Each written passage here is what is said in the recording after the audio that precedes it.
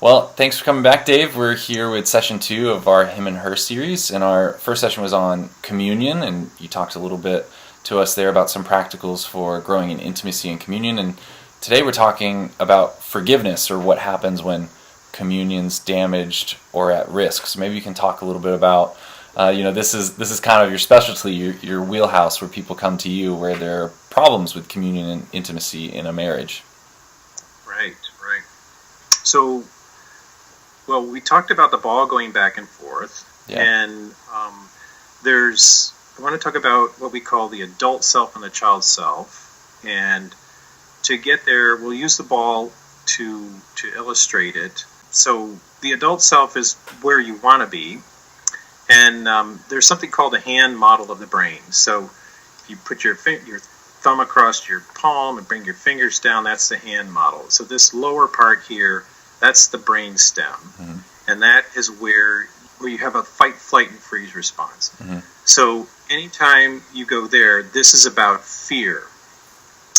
And some people would call that the reptilian part of the brain, because that's all the reptiles have. Yeah. Then if your thumb, it's hard to see, I guess, your thumb is your limbic system, or your middle part of your brain. That has the bonding centers and the emotions in it. And that's called the mammalian part of the brain, because mammals have that. This is why your pet dog loves to see you, wags his tail, and then your pet crocodile could care less, because they don't care about it unless they're hungry. Yeah. So then you have the front part of your brain. That's the cortex, and you have the prefrontal cortex up in your fingertips. And there's 3 things we're going to talk about here. First one is where you have your intellect. That's where you have your ability to see solutions, your reasoning ability. Yeah, that part of my brain is really big. Right. Yeah, you've got lots of ideas and you go everywhere. Right. So then you have the ability to see consequences. That is what you would call conscious. That's what we Catholics would call conscious. Then the third one is your ability to see or to take another person's perspective. And that's what we call empathy. And I think it's really interesting that empathy is the foundation of all morality. If you cannot take someone else's perspective, you're not going to care about it. Yeah. So when you're in your adult self, your fingers are down, you can see everything is touching. That's what we call integrated, or all the parts of the brain are linked. When you're there, I call this the physiology of virtue. So you cannot be virtuous, have self-control, do any of the virtues without your prefrontal cortex being online. So what's the opposite?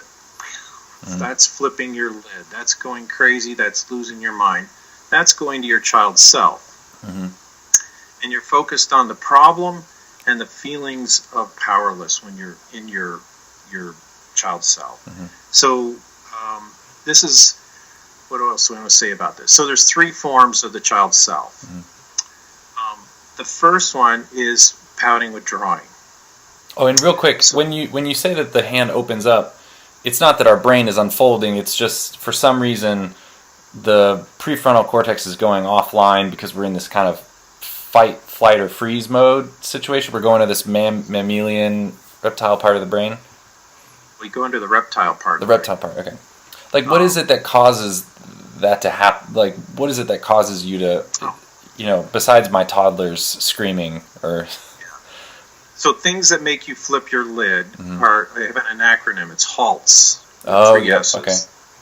So if you get, drugs and alcohol, first of all. Yeah. Then that's why you say and do stupid things. That's why you can wake up with somebody if you're in college and, you don't know who you just partied with. Yeah. So, then HALTs is too hungry, too angry, too lonely, too tired, and you've got too sick, too stressed, or too scared. And for some men, for some women, hormonal. You borrow the H again.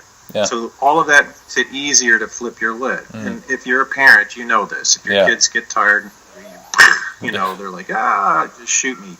Yeah. So that's what makes it go offline. Then there's these 3 manifestations of it, and that's pouting, withdrawing.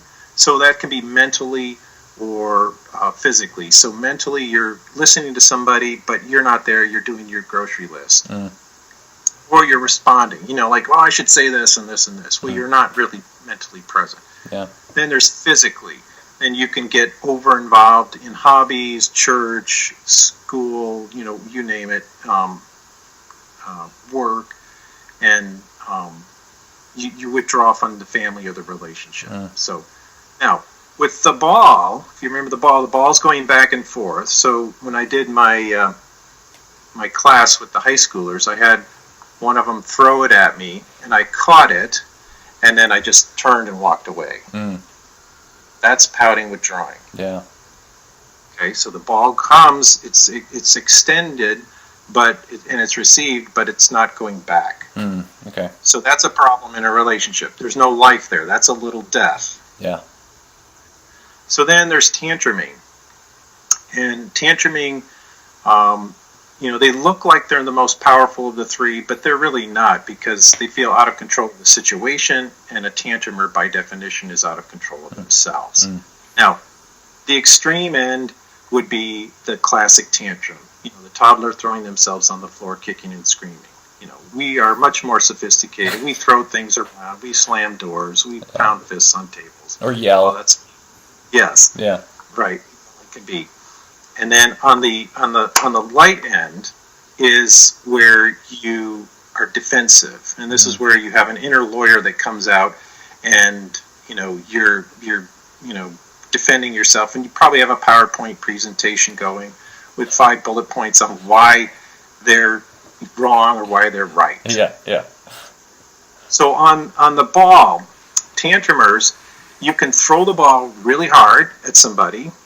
That's a volleyball serve coming in at 90 to 120 miles an hour. Yeah. And it's coming for your face. So I threw the ball really hard. I faked the kids in the front rows jumping because they're thinking the ball's coming at their face. So that's on the extending side. Then on the receiving side, you can tantrum. So I had a kid throw the ball to me, and then I smacked it to the ground. The ball bouncing up the ceiling and going all over the place. Yeah. So that's a tantruming on the receiving side. And number 3 is the freeze strategy, which is expert mode. And this one's a little looser connected to the freeze mode, but an expert has a wonderful solution for the other person. It could be the best solution for them. The problem is they're not interested.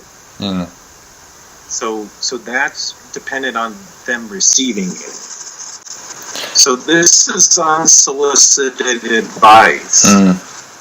Is this kind of the situation where everything would be better if only you would just change kind of situation? Yes.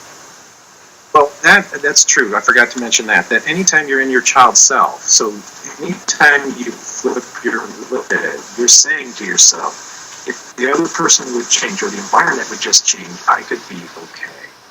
So that's a powerless position, because what if you don't change? What if that other person doesn't change? Then you're stuck and you flipped your lid and there's nothing you can do. So that's a powerless response. Good point. Yeah. Major one that I missed there. So that's good. So those 3 again are what? Run down the 3 real quick. Pouting, withdrawing, tantruming, and expert mode. Okay, and then these are 3 kind of reactions to, something happens and we kind of flip our lid a little bit. We snap. We get out of the prefrontal cortex comes offline. Right. Okay. Right.